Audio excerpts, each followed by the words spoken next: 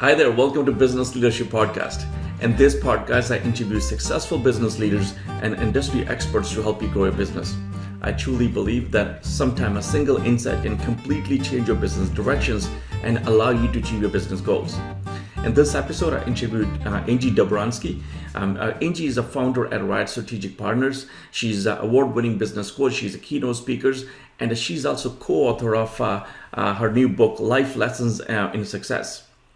Angie shared insights, what changed during the COVID, and she also, laid out, what steps needed to be taken in order to business growth to kick in after COVID.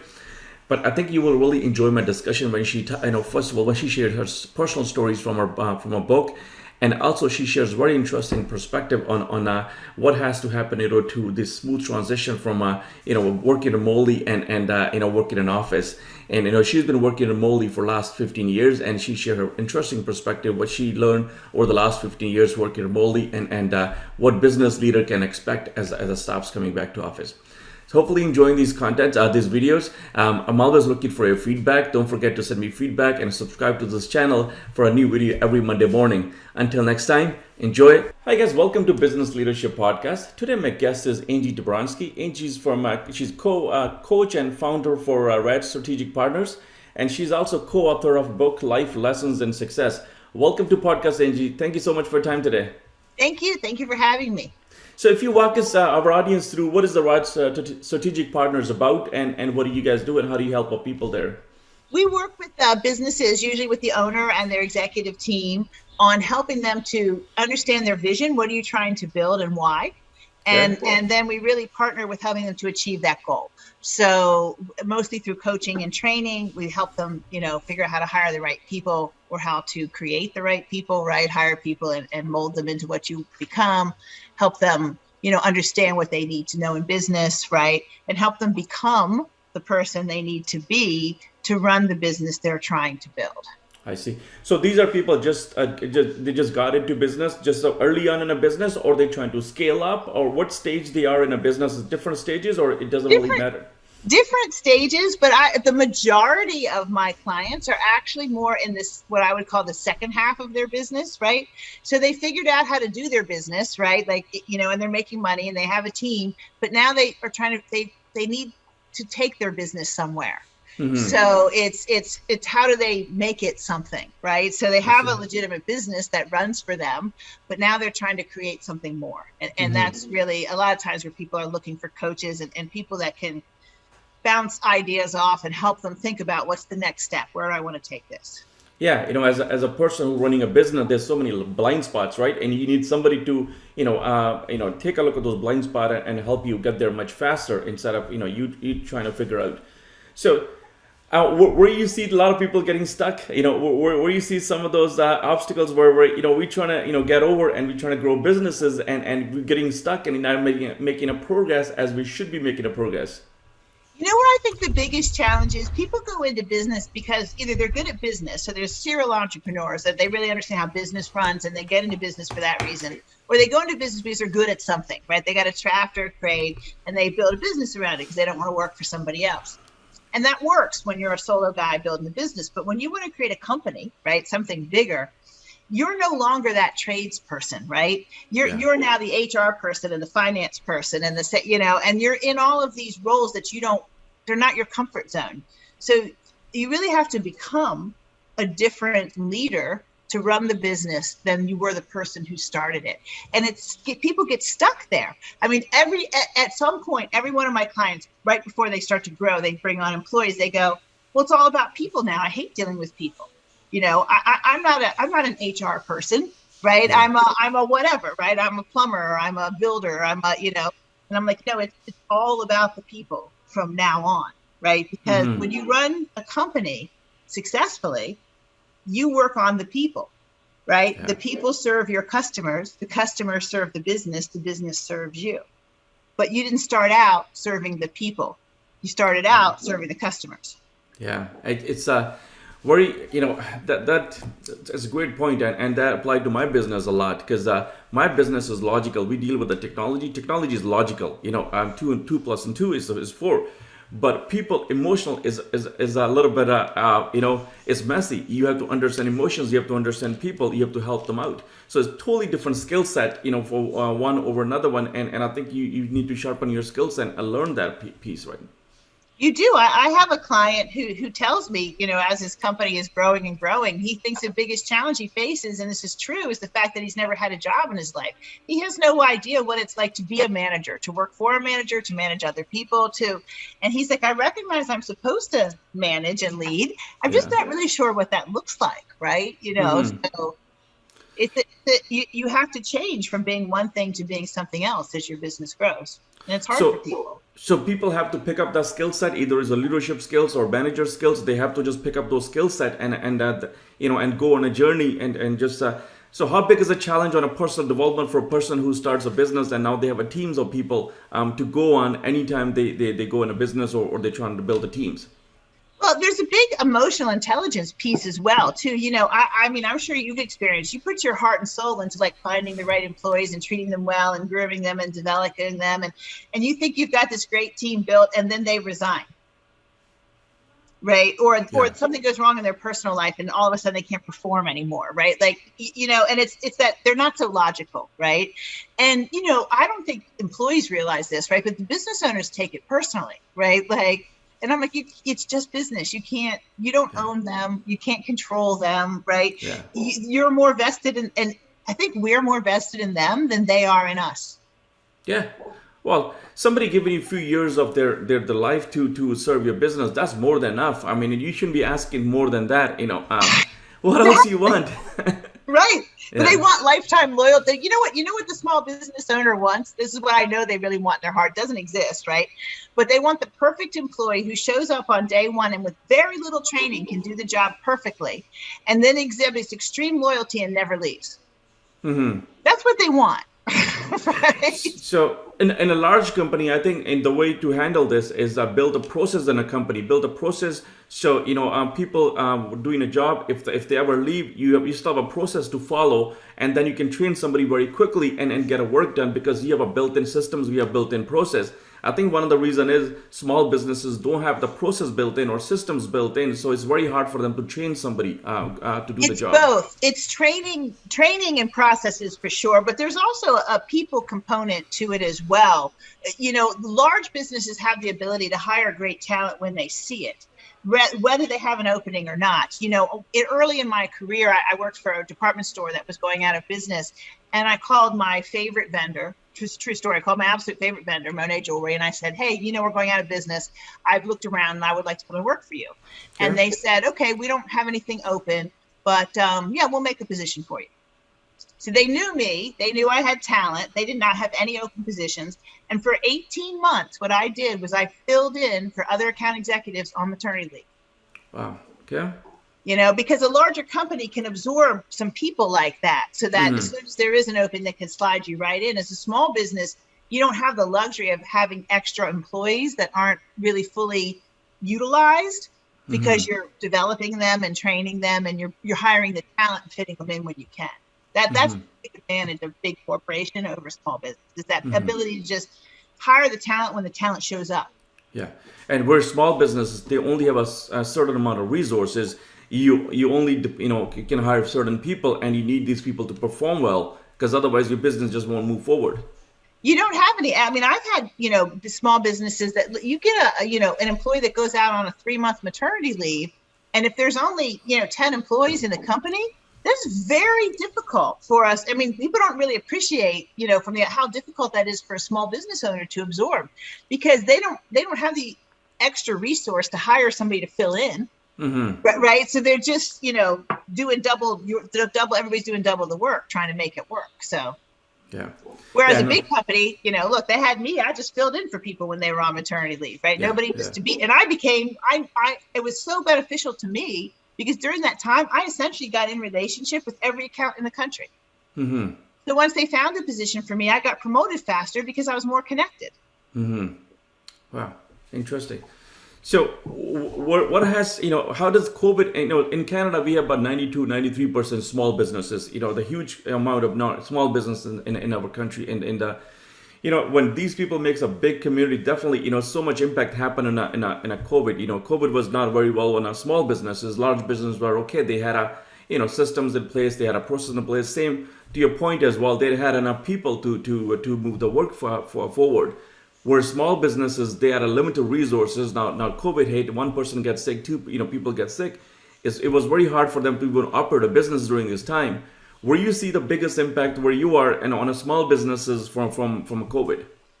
The smaller businesses that have a lot of public facing employees, so retail stores, restaurants. My son works in a fast casual restaurant. They have times where they do not have enough employees to open the store.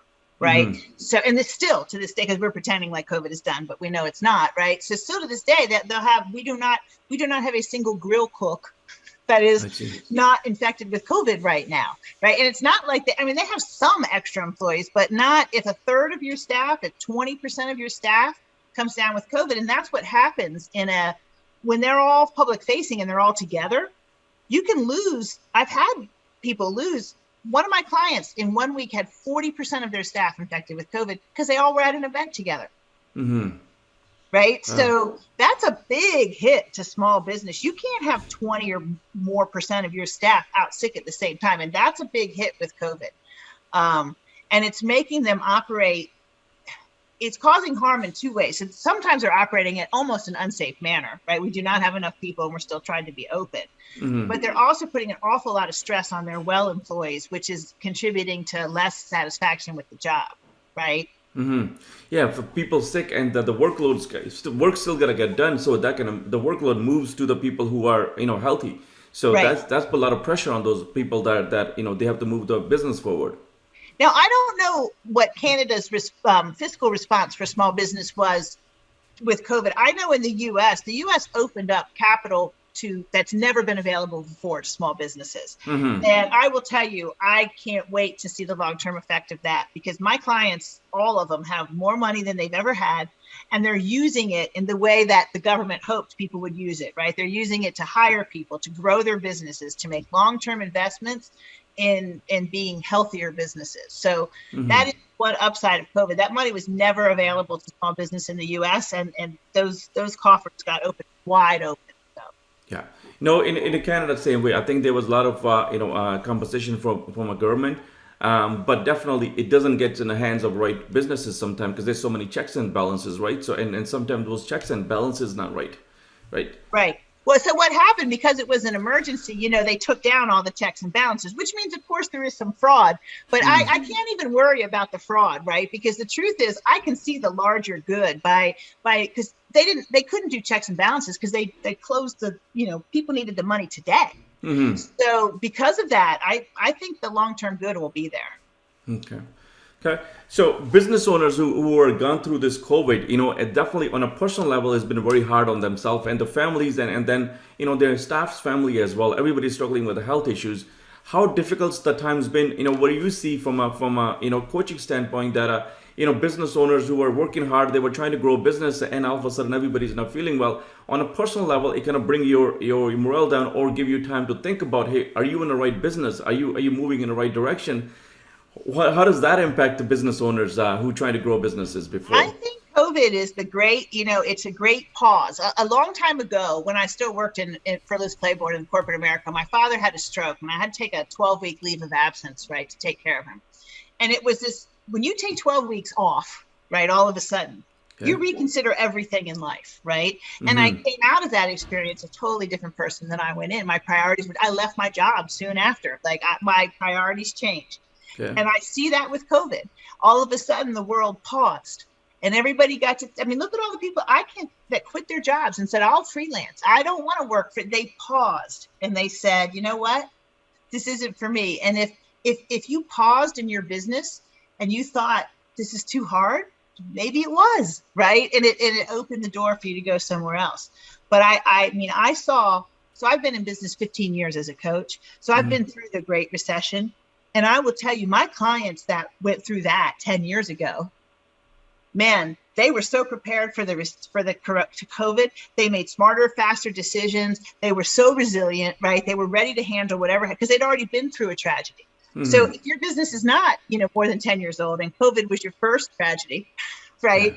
You're so much stronger on the other side of it, right? We learn a lot as business people. I will tell you, a lot of people went out of business in the Great Recession because they held on to their employees. Business fell off. They didn't lay anybody off because they were tied to their employees. When COVID hit, first thing people did was say, I'm going to have to lay you off, right? Until this is over. We have to protect our resources, right? They made the smarter, harder choice because they'd already been through it once, and now they're stronger than ever. So a lot of business, we see a lot of turnover, business closing, new business opening to the COVID. You think that's one of the reasons that people have so much time to think about it, or they just couldn't survive because of that COVID and no, I think they had time to think about it. I think when your life is just all of a sudden upended, is what happened to all of us through the pandemic. When the way the world acted suddenly is different, everybody reconsiders for a moment. What does this mean to me? How am I going to approach this? Right? Where am I going to go from here? And we don't get that pause very often in our life. I learned when I took care of my dad that it was a real gift to be given a pause. And when the pandemic hit, I already knew it was going to be a gift, right? So I personally approached it that way. And I mean, it's funny because almost all my clients, they'll go, I hate to say that COVID was a good thing, but here's all the good that came out of it. And it's like, yeah, because it's that pause, that moment.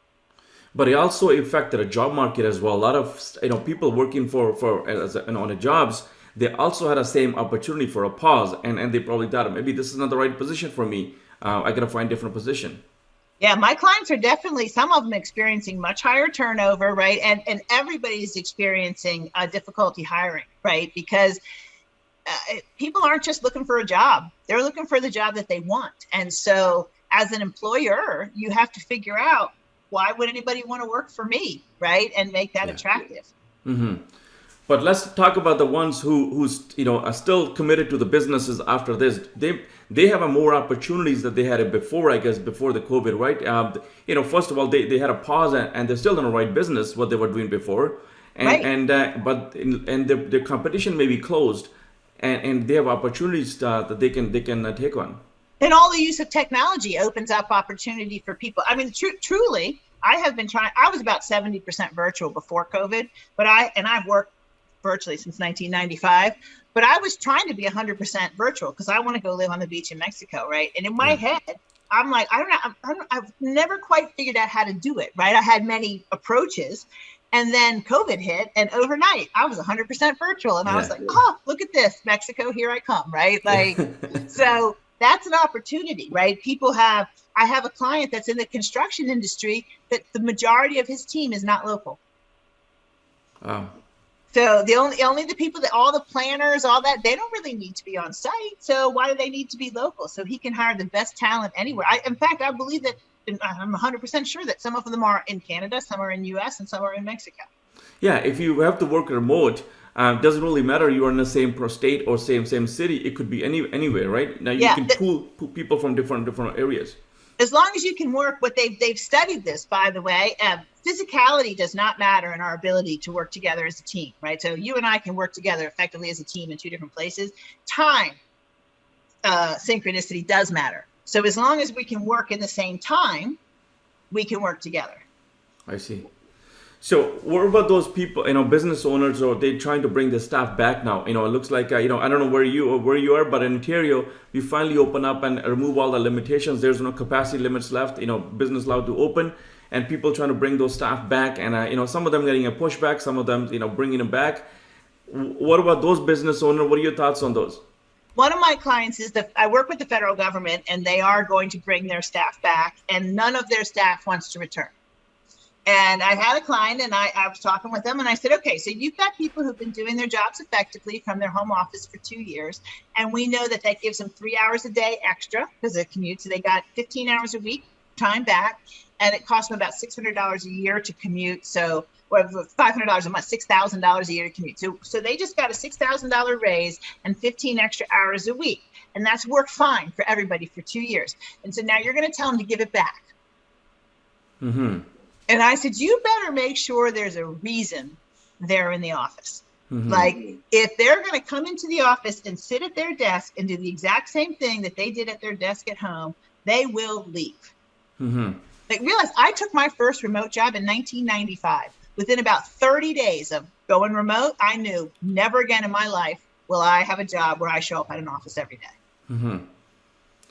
Right. So it's not but there's so many reports out there that productivities didn't go down actually during the COVID. Productivities went higher because people could, didn't have to drive to office. They could produce more People work. are more productive at home. There's less distractions at home than in an office, right? As long as you don't have 4,000 children running around, you do not have, you're less distracted. You're more in control of your time. You're more comfortable. You know what I mean? Like, and I don't know if you've experienced this, but like, you can be a little bit ill and work fine from home. Mm-hmm. Whereas if you'd had to get yourself to an office, you would not have actually been able to do it, right? Like, you'll call in sick. Right. You would have to call in sick, where it's like, I can work at 75% from home, but I could work at 0% in an office. So all studies show that home working is better. Mm-hmm. And I just read something like 64% of all work could be done virtually. Mm-hmm. How about those? So how do you argue with your team that they should come to the office? Yeah. How about those business leaders? I talked to some of them, over the last few months, and it's not the productivity they want to bring a staff back at. Their claim is, hey, I want to the culture I can build. The team environment I need to build. I need to communicate with the people in such a way because they are the same. How about that? Those angles that they want to bring it for culture and their problem, though. So my first remote job was 1995. I worked for Liz Claiborne, right? I worked in Washington, D.C. The company was hired in New York. My peers were all over the country. None of us ever lived in the same city together. Some of those people are still my best friends to this day. Right. I still regularly see them. I have fond memories of them. We were fully committed in culture. I did a presentation. I have a picture of like 8 of us on vacation together. So we literally planned a vacation together so we could hang out with each other in a fully remote environment. Mm-hmm. Culture can be built in a fully remote environment if a leader knows how to build culture. I would argue that the leaders who think culture can only be built in person don't actually know how to build culture at all. I see. So when you're hiring from either overseas, wherever, you can still build a culture, a team environment. You got to figure out different skill set, how to do that remotely. Because a lot of business leaders, they may not be that tech savvy, or they, especially in Canada, where we are, and they may need to sharpen their skill set, learn technology, and get comfortable talking to people on a video calls and build a culture what they're trying to do. And there's a lot. I have an ebook on actual managing effectively virtually. I have a lot of tips and tricks on this too. There are skills you need to learn, and there are things like I encourage all of like my CEO clients in these virtual worlds to literally one day a week pick up the phone and call any random employee from the company. Call them on the telephone, right? Any random employee, and just say, "Hey, I just want to check in and see how you're doing."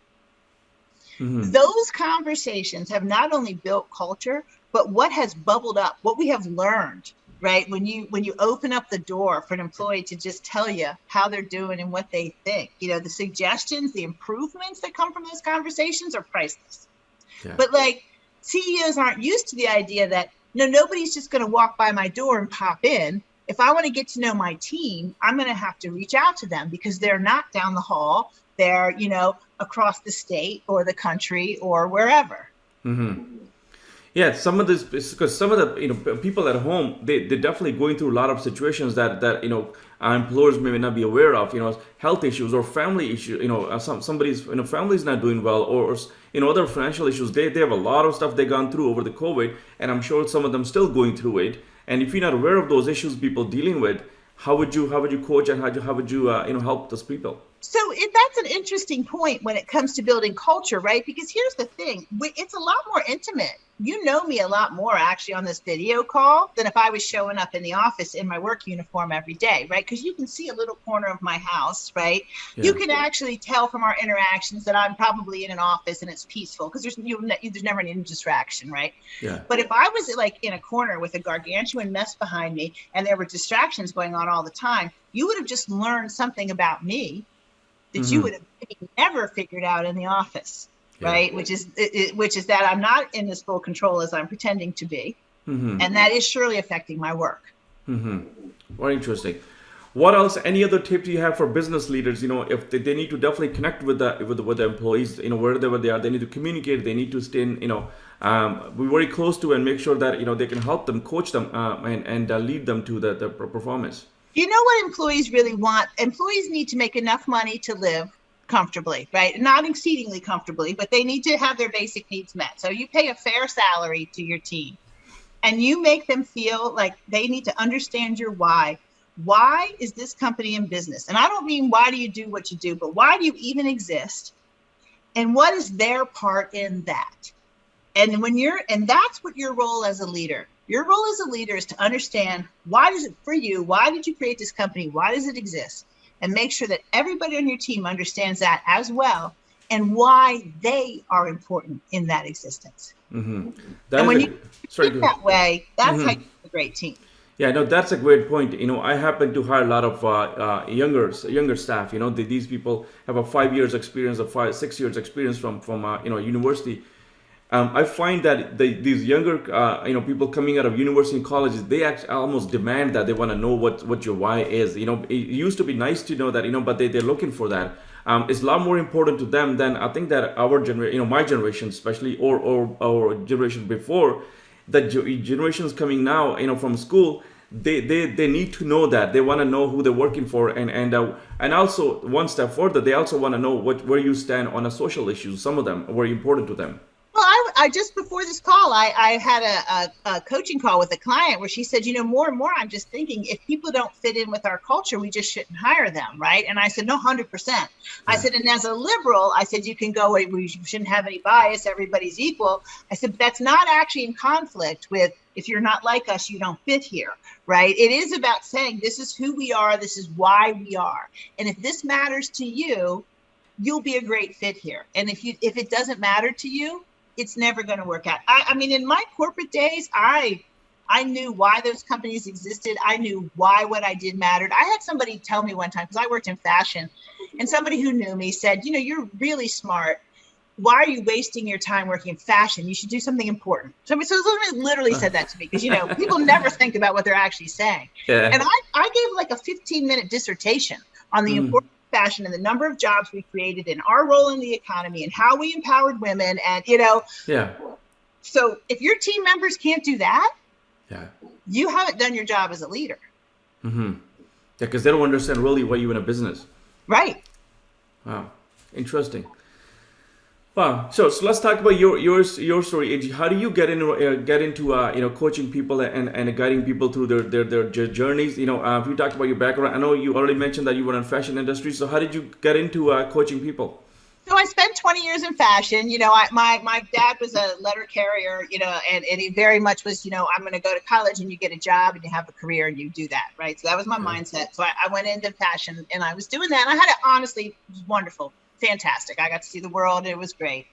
And I had a personal crisis one day. My dad had a stroke and I needed to take a leave of absence to save his life. And so two things happened during that period. One was I got that pause, right, to think about, wow, my life is pretty hectic and I'm working 80 hours a week and hanging out on the beach a little bit with dad is kind of cool. And maybe that's not exact, maybe I was already a little shaken. And then when I came back, one of the first things my boss said to me is, I just wanted you to know that we were really surprised at the choice that you made. So they were really shocked that I decided to take leave of absence and save my dad's life instead of show up for work every day. And so that was my crushing moment in corporate America, where in that moment, I was like, I don't want to work here anymore. Like, this is not what it can be. And I did leave that job and I worked for an entrepreneur for a year. And I was like, this guy doesn't know what he's doing, right? Yeah. So I was in crisis and I was like, I'm gonna start my own business. That's what I said. I'll start my own business. Don't know what it is, but I'll do my own thing. And I was introduced to a franchise guy who talked about this business coaching thing that I'd never heard of, And when I read about, the idea that I would, help people like achieve their goals and I'd had a big business background. So I was pretty confident I could teach people business. Right. Mm-hmm. And it was funny because I just knew it was what I was supposed to do.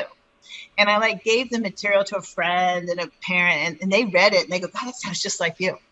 Mm-hmm. And so that was 2000. I started my business in August of 2007. terrible, terrible time to start a business. It didn't seem like it in the moment because that was, the right before the economy crashes. It's like, this huge bubble. So I quit my job, bought a business right in the bubble, and almost went bankrupt. I tell that story in my book a little bit, but never once. And this is why that whole why in your team matters.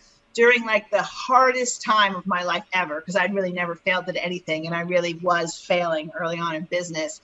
Never once did I ever even think I was going to quit, because I knew it was what I was supposed to do. And I was just like, I'll just get through this. You know what I mean? This will work out. It'll work itself out. If I just keep doing what I'm supposed to do, if I keep serving people, if I keep helping people, if I keep sharing my talents, I know this will work out. And that's what carried me through. So, people now who may be in a similar struggle with COVID, it's like, if you have that I had, that knowing that this is the business you're supposed to be in, even though you're about to go bankrupt and everything feels like it's falling apart, stick it out. But if you don't feel that way, maybe you should change. Mm-hmm. So I know a lot of business owners, they all go through what you just mentioned, that, when you're down in a business, and so was that a vision that you stuck with? What was that? Was that just a belief system, or what was that you knew that you could be successful? Like, how do you gain that mindset and focus, that knowing that, you could get over this? So it was two things. It was a knowing that this is what I'm supposed to do. When people talk about a calling or whatever, I was like, I know I'm supposed to do this. Like, it felt right. Right now, did I know I was going to succeed? No, there was a good couple of years where I was like, I may not succeed at this, even though I know I'm supposed to do this. What got me through that was my absolute pride and refusal to fail. Right. It was being on the verge of bankruptcy. I mean, I literally did not have next month. I had hundreds of thousands of dollars when I started my business, cash. And I did not have next month's mortgage payment in the bank. And I was a single parent. Right. And it was like terrifying. And I remember just sitting there and going, you can fail or not, and I just remember saying to myself, like, you know what, you're not going to fail. I will not allow you to fail. That is what I said to myself. I will not allow myself to fail. What do I have to do to turn this around? And what I did to turn my business around was the thing that I hated doing, which is I cold called every single day.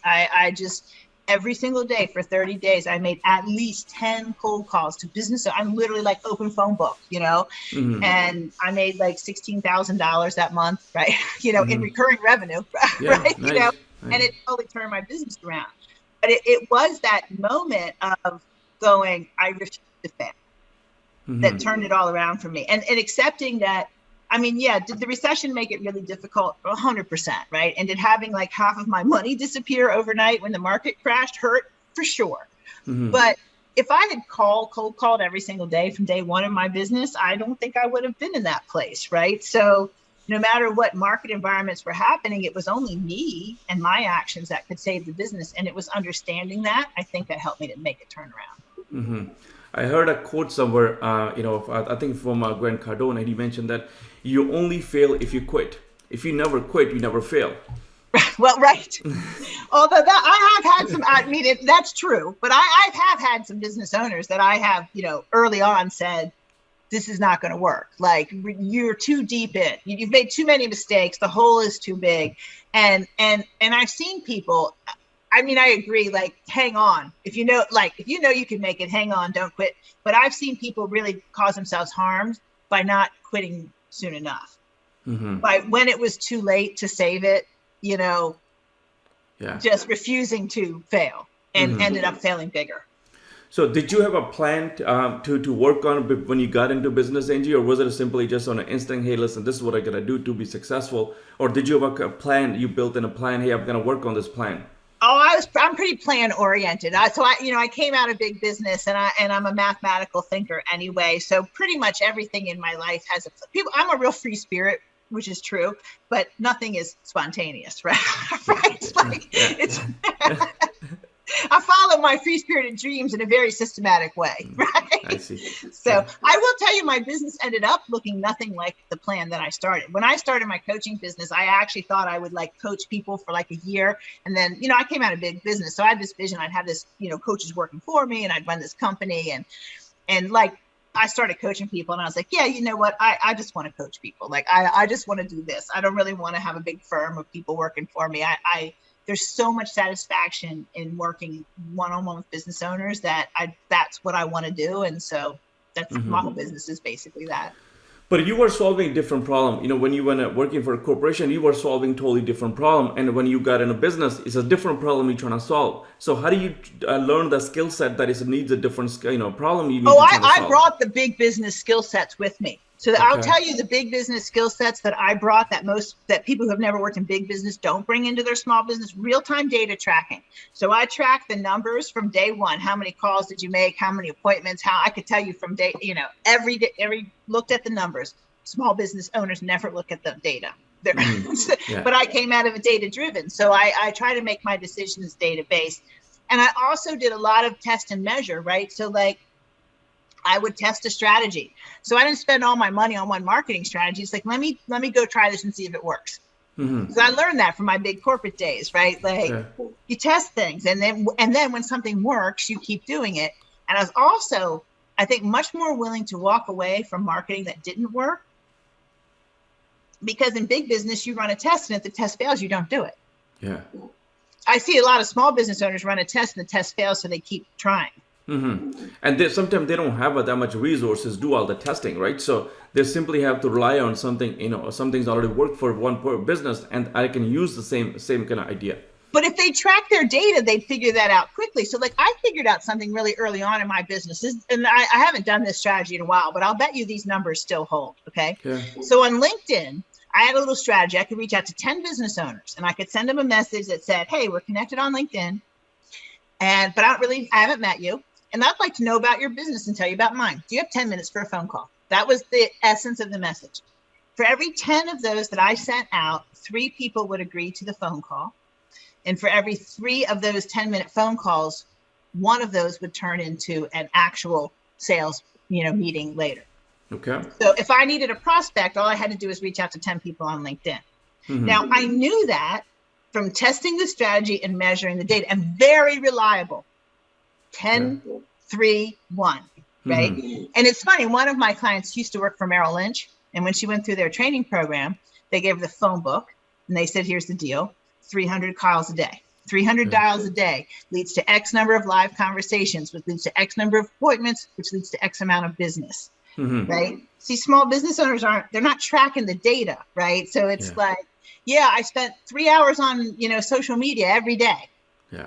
And I'm like, well, what was the result? What did that bring you? What, Yeah. I think one of the reasons a lot of business owner in a small business, medium business, they don't value their own time. They're taking account of their own time. They take in account of the employees' time, but sometimes not own time. And they think that, so that's why they, even it's taking 3 hours, they're not putting that much emphasis on it. It's only 3 hours on the social media. Right. But it's like, what's your time worth? I mean, you own a business, for goodness sake. Your time is worth hundreds of dollars of hours, right? Per hour. Like, so it's big business takes very calculated risks all the time.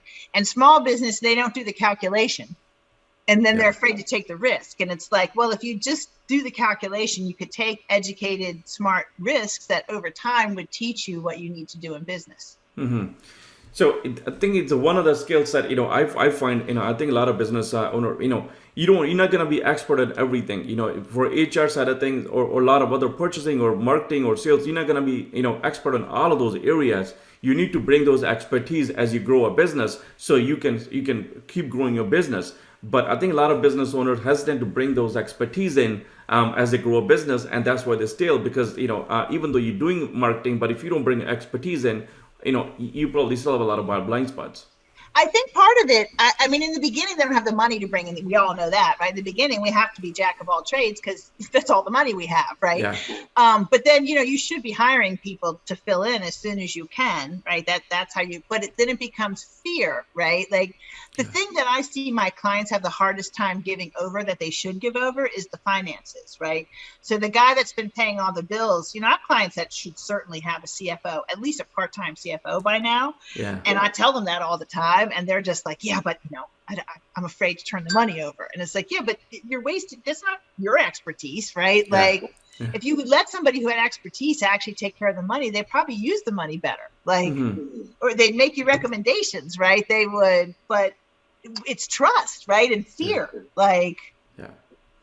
Yeah. No, I was watching another report from bank. I don't know where you are, maybe different data, but in Ontario, especially, in the province we are in, 78% of business owner in a small medium businesses, 78% of business owners, like, they are above age 55. Yeah, that makes sense to me. That makes sense to me, because most of my clients, I mean, I'm 57. Most of my clients are in their 50s or 60s. So what happens is, over the next 10 years, they're going to look for, somebody else to run their businesses. And the challenge is going to become, how do they transfer? If they haven't documented everything, if they haven't systemized everything, how are they going to transfer that to somebody else? And very often, many cases, they don't have somebody they can pass on a business in a family. So they have to figure out, so a lot of people is going to sell the business or they buy. So that's the situation we are in Ontario. What are your thoughts? What do business owners have to do in order to prepare themselves if they're going through that transition where in the future? I think, first of all, they have to figure out what their real end game is. So I ask a lot of clients this, particularly in the beginning, what's your end game? And very few can tell me, right? So it's like, if you would plan for your end game, you could make it happen, right? And so I have one client, and he's second generation in his business, right? And I asked him one time, what's your end game? And he goes, well, my dad always told me that I was his end game. And I've actually decided that my son is my end game. And I was like, and it's interesting to me because, like, this guy does not particularly love what he does. Yeah. And I'm thinking, wow, you're kind of miserable in your business, and you're just going to make your son miserable too, right? Like, it's kind of interesting, but we'll see where that goes. But I had another client, and we did prepare her business for sale. I'm going to sell my business when I'm 65. We spent 5 years documenting things. We found a broker. We got it all ready for sale. She got offers, and she realized, she said to me, I am going to die in this chair. Wow. I can't walk away from this. This is what I am. This is what I do. And I said, you know what? Because I had spent a couple of years, in addition to prepping her business, asking her, what are you going to do when you retire? Because she did not have a lot of hobbies or interests. You know what I mean? Like, I don't know. And I was, trying to make suggestions to, like, help her find something. But at the end of the day, all ready for sale, not going to sell. Like, wow. So what happened to business? Is going to close, if something happened to her, the business doesn't exist afterwards, right? If something happens to her, is that, a team of us will go in and sell the business for her and give the money to her heirs. Oh. Business is saleable. Mm-hmm. You know what I mean? And she has, because we've talked about it. She's like, listen, you're the only one I would trust. And I'm, she's like, I want you to know that I've actually put you, in the documents that you are to come in and, Mm-hmm. Yeah, a lot of people don't. A lot of business owners I know, they don't prepare for that, right? So what's the exit strategy? What they're gonna do if something does happen, or what's when they're gonna close the books and when they're gonna pass a business to somebody else. We talked about in the beginning of this conversation how we are more tied to our team members than they are to us. What are you gonna do? You're gonna just fire them and walk away? You see, that's what. You know what I mean? Like, you could close. A lot of people make enough money in their business, they could just close it down, right? And retire to the beach. But then what about all the people that you've been supporting all these years? And that's the thing people don't always think through. That's not as easy. One of my uncles, this is true. One of my uncles was going to sell his business. He wanted to retire at 55 in a nice sized company.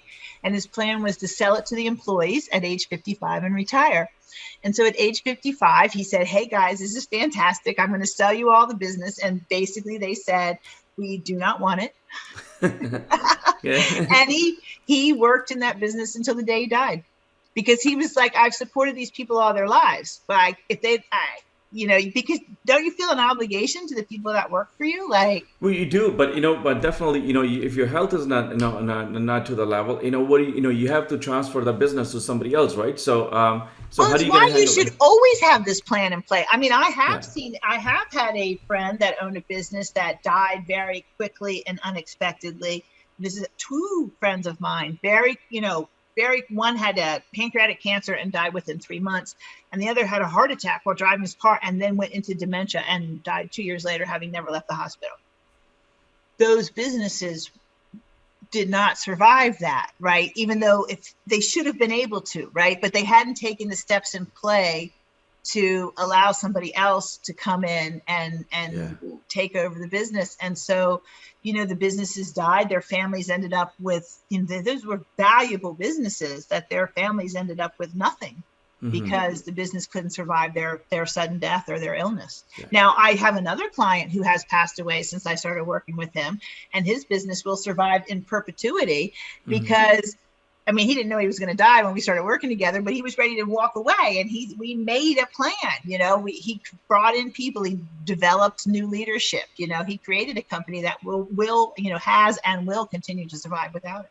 Yeah, especially with the COVID, a lot of people's health's not, we struggle with a lot of health issues, right? So anything could happen. You need to prepare yourself and for sake of your people, they need to be taken care of.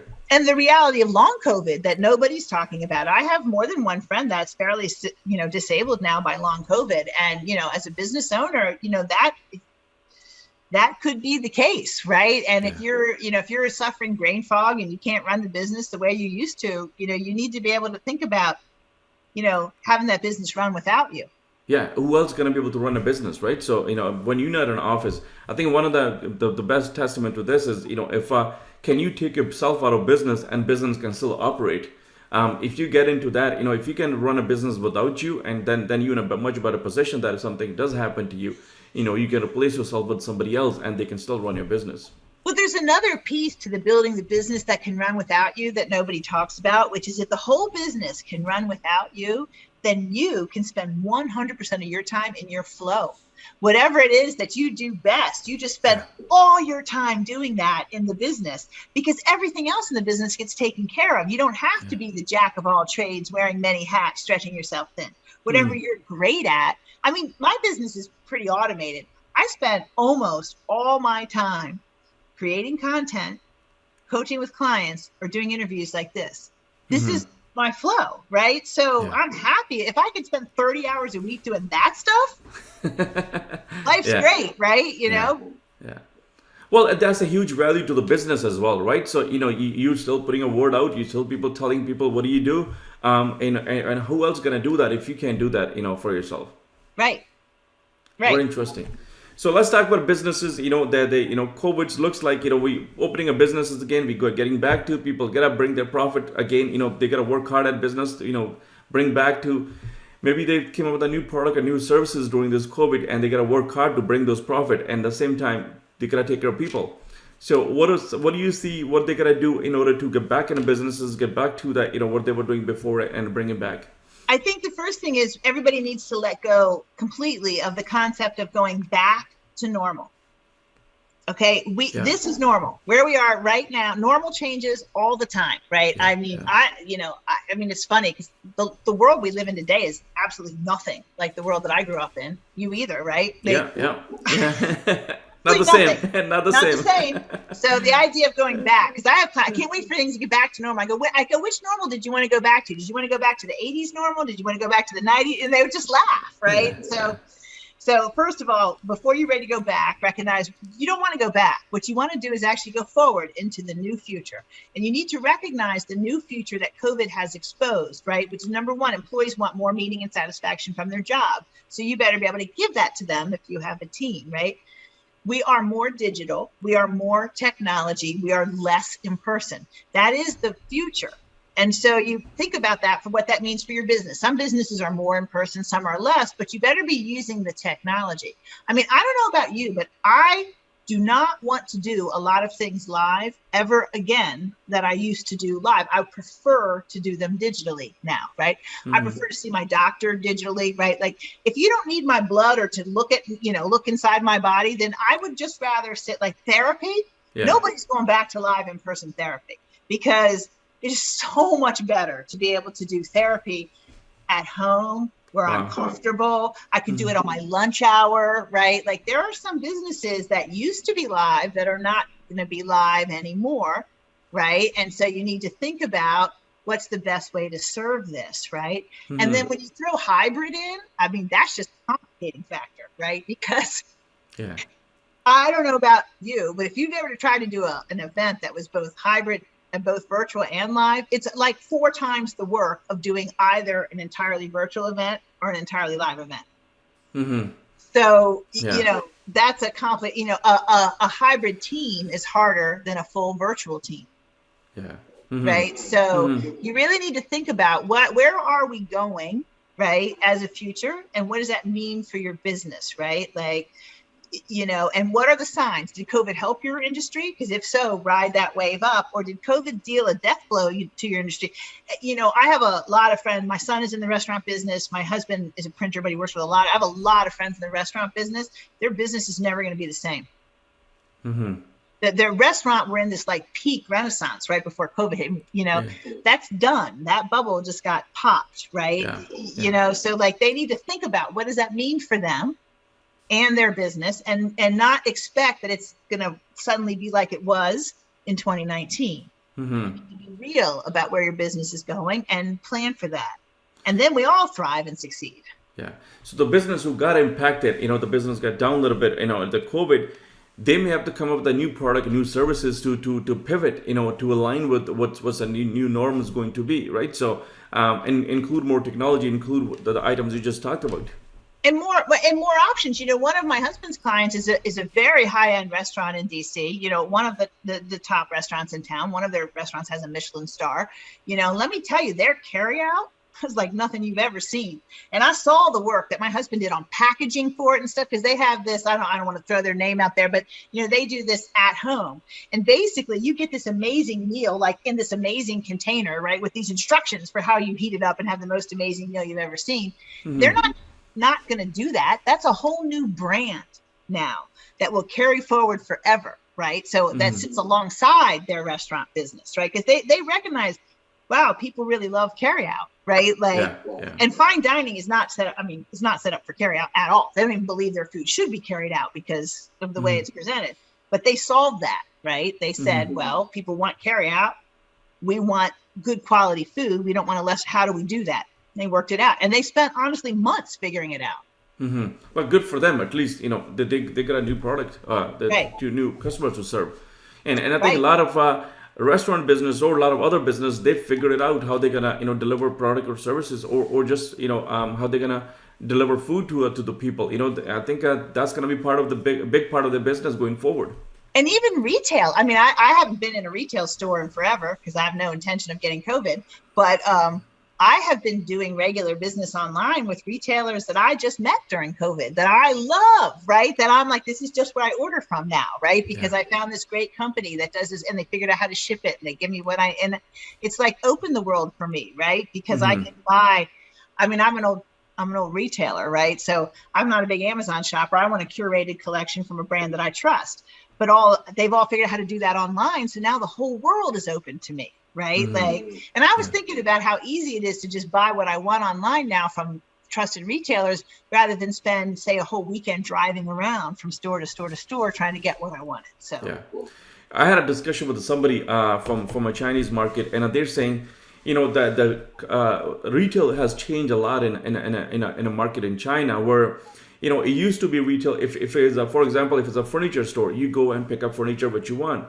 But now, if you go to a retail store, the retail stores are set up just for the experience, for you to go in. But you still touch the product, but you still order online. So you can go to retail store and say, listen, I like this couch the way it feels.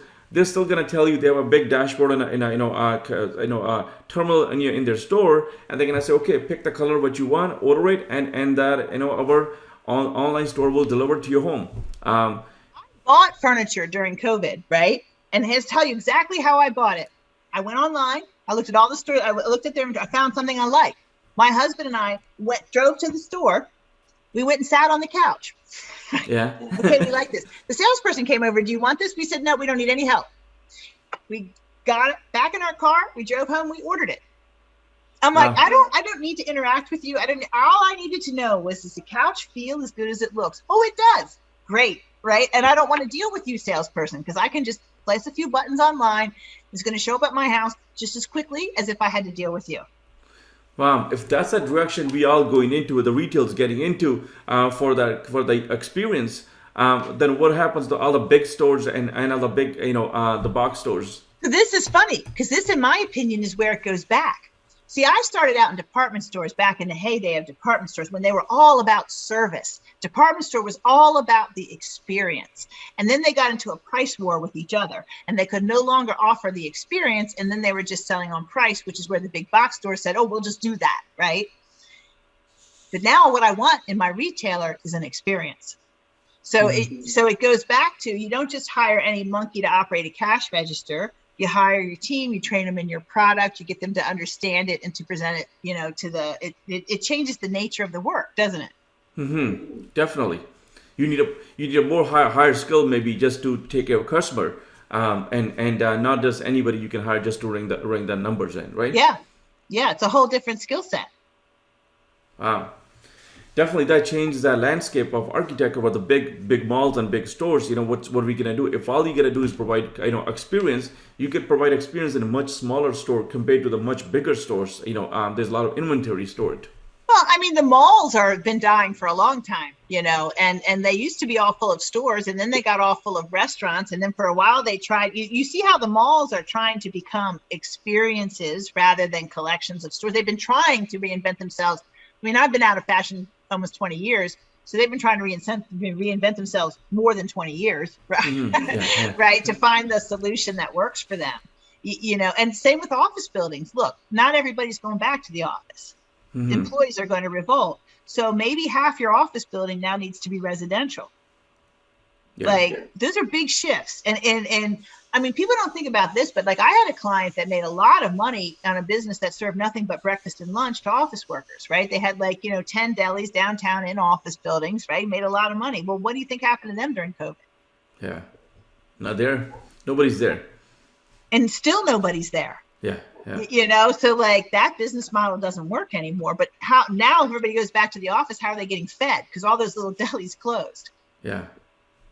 Yeah, or find one restaurant where you can deliver from Uber or Skip or any of those apps. They take over those businesses, right? Yep, exactly. Or probably, what's going to fill the void will be the food trucks, which are already kind of hanging out there in a. Yeah, very interesting.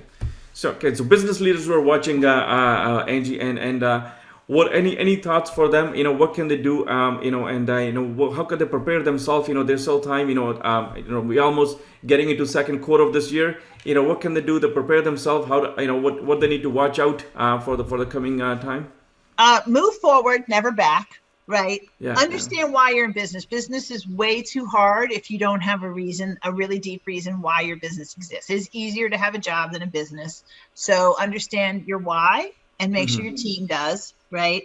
Also, my warning is that we were already in a really accelerated speed of change. It used to take about 50 years for sort of an industry to pop up and then disappear. Yeah. And then with the video stores, that was actually 20 years. I was like, that's the shortest I've ever seen an entire industry appear, profit, disappear. It's not even, things are like a year now. So you need to be adaptable. You need to watch what's happening and move where the business is going, because you cannot sit back anymore. The speed of change is way too fast. I think that COVID just moved us forward 10 years in two.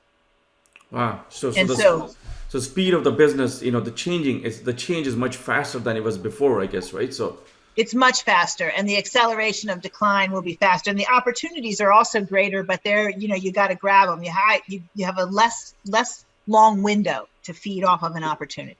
Mm-hmm. Very interesting. I'll definitely, a lot of business owners, I'm one of them as well. We go through that, we focus on building a business, managing a team, but there's a lot of blind spots, you never pay attention to. And those are the mistakes we make in a business world. And I'll definitely recommend everybody, anybody who's listening, reach out to you, have a conversation with you and see where the discussion goes. But, definitely you need somebody to look out Joe's blind spot and help you to navigate the waters, where you're trying to get to. We get stuck in the middle of our own hamster wheel in our own head, right? And we don't always see what's happening fully around us. It's nice to have some other eyes that, I tell you, I just had a conversation yesterday with a CEO of a company, which was not an easy conversation, where I had to say, look, I've spoken to your entire team, and I think I figured out what's wrong is that nobody believes in your vision.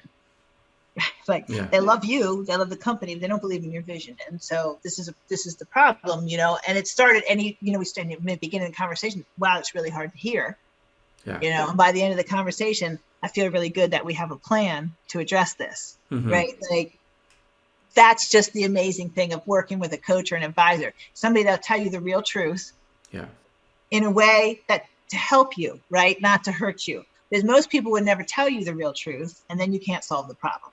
Yeah, don't look for coaching for your employees. That's not what they're there for. You need a coach to help you out. To help you see what's really happening and to confront it head on, right? Because that's what business is all about. Every day you throw us a new challenge and we solve it. Yeah. Well, especially with the point you just made, prior to this one, if the speed of business changing is so fast now because we just moved 10 years ahead, then you're gonna not navigating your blind spot, and making mistakes. You don't have a time for that anymore. Now the business moving so fast, you gotta get on with the speed. Yeah, and you need people to help you. So that means you really need to figure out how to lead. Yeah, interesting. Where can people find you, and how can they connect with you, Angie? So they can find me everywhere online. My name, Angie Dobransky, will give you about 3 pages of Google places to find me, or my website, RAD Strategic, or all over social, either as RAD Strategic or Angie Dobransky. Any business owner that wants to have a conversation with me about where they are and where they want to go, they can book a 30-minute call straight on my website. The button is right there on the first page, and I'm always happy to get on the phone with anyone and talk about their business for a little bit.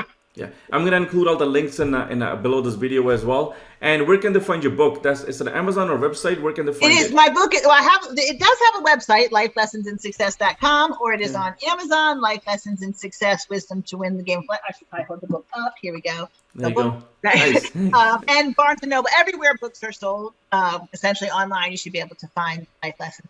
Yes, I wrote this with a group of friends of mine, and they're all true stories from our lives of amazing things that we overcame to find success.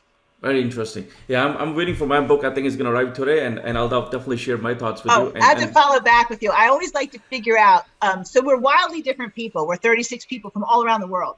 Okay. And I always ask people which stories connected with you the most, because everybody has a different answer to that. So definitely. I'll go to the book and I'll definitely share my favorite story with you. I can't wait. Okay. Hey, I want to appreciate your time. Thank you so much. I'm so grateful that you spent time with me. Thank you so much. And I look forward to our future conversations. Yes, me too. Thank you for having me. Thanks, Angie. Have a good one. You too. Bye-bye. Hi there. Thank you so much for investing time with us and watching this video. Hope you enjoyed this discussion. For next episode, please don't forget to subscribe to this channel and send your feedback. Until next time, have yourself a great day. We'll talk soon. Bye-bye.